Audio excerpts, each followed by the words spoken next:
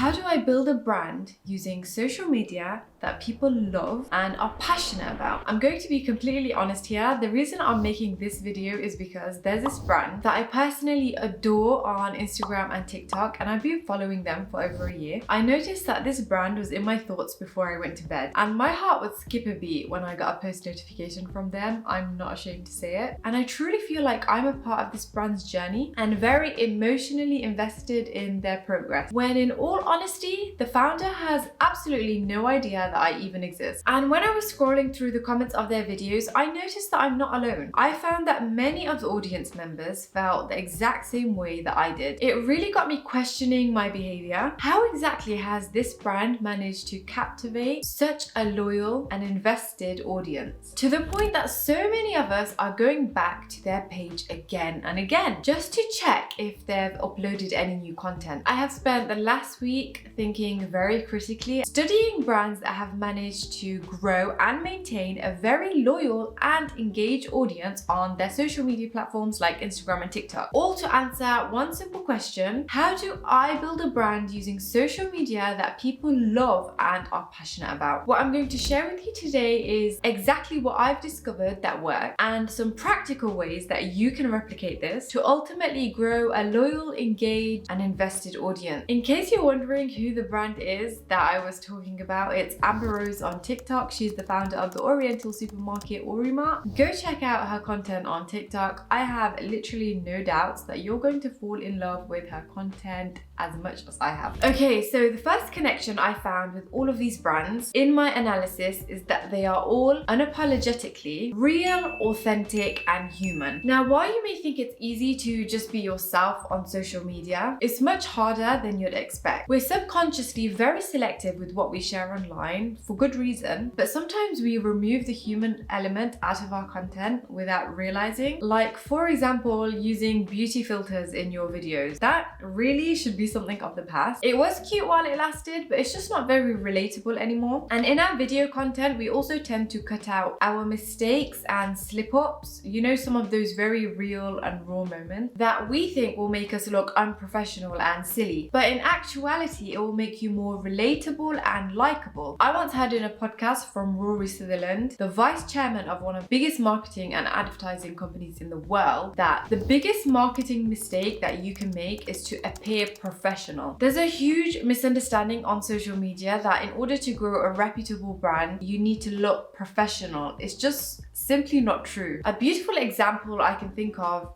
how a brand mastered this real and genuine image is that there was a point in their business where their product had issues with leaking because their packaging was faulty, and they received a number of complaints via email and their comment section on their TikTok and Instagram. Instead of dealing with that issue privately, they came out publicly and addressed it to their entire audience. They documented the entire process of them trying to improve and perfect their packaging by testing out different types of bottles for their product. This showed true transparency of their brand value, genuinity, and it allowed their audience to feel seen, heard, and understood. And that only skyrocketed their likes, engagement, and follows. So don't be afraid to show your mistakes and flaws. In fact, I would go as far as encouraging you to flaunt them. This brings me to my second point of how to build a brand that people absolutely adore, which is to engage with your audience. Let's be real, whilst your platform is about you and your brand, it just simply wouldn't exist without your community. Community management is really key to fostering growth and a loyal audience. Getting tons and tons of views and bringing people into your community is one thing, but making them feel seen, heard, and welcome is an entire different world. And it's much more than just responding to comments. There are so many ways to engage, and here are 3 ways that I've come across that seem to be the most effective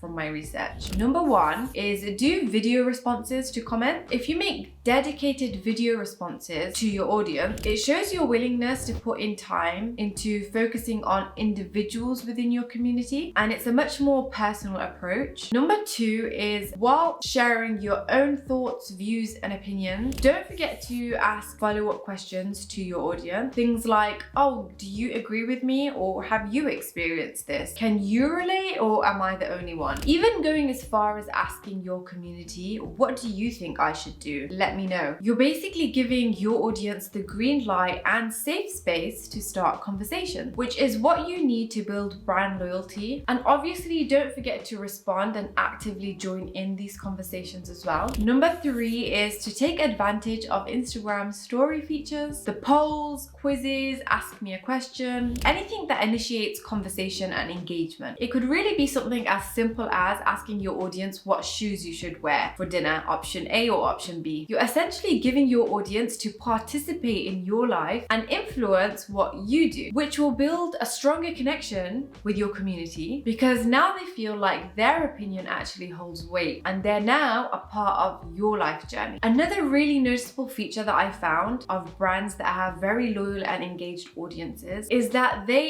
evoke a lot of emotion from their audience. They get members of their audience to feel things. And here's how you do that. When you show emotion, you're more likely to receive emotion. And when you can make your audience feel things, you've already won them over. Imagine 2 people meeting for the first time, a guy and a girl, as they share stories with each other, they share experiences, they go through challenges together. They're going to connect on a deeper and more emotional level. Over time, these emotions are going to grow stronger and stronger, leading to a more meaningful connection. And then eventually, they'll basically fall in love. In the same way, when a brand wants to build a lasting relationship with its audience, it has to work on connecting with their audience on an emotional level. So eventually, that audience will fall in love with you or your brand. A great way to do this is with storytelling. You create content that shows a journey, the evolution of your brand's progress. A mistake I see a lot of creators make is that they only share the endings of their stories. So for example, let's say you have a new product and you want to launch that product. Do you think it's going to have more of an impact on your audience if you just come out and say, hey guys, I have this new skincare product and it's really amazing. It's going to solve all of these problems and it's going to be available on my website from next week for you to buy. Or before you launch the product, you tell a story. You create content about this problem that you've been facing and how you aim to solve that problem with a new idea of this product that you've had in your mind that you can't find anywhere else on the market. And then you take your audience on the journey of you creating that product and you allow them to witness all your emotions of excitement and nervousness about this new thing that you're so passionate about. And then your audience can follow along as you go through all these hurdles and obstacles to get this thing on the market. And then when you finally do get the product on the market, you can document the first order that you receive and show your reaction, show your appreciation. And then when you reach new milestones, you also document that and share that with your audience. For example, you move to a bigger office or you get a new warehouse. All of what I'm describing right now is basically behind the scenes content. The main purpose and aim of sharing this type of content is to humanize your brand and create a more relatable environment for your audience to be a part of. This way, your community is going to feel like they're a part of your journey and your brand is going to have so much more meaning to them rather than if you just post really filtered and aesthetic images of your product. It's not going to mean anything. And now for another really noticeable feature that is pretty prominent with all of these brands that people love. They are super consistent with posting content. Let's take it back for a second to the girl and guy falling in love analogy. Are you more likely to fall in love with someone quicker if you see them once a month or once a week? Or are things more likely to escalate into a whirlwind romance if you're spending time with this person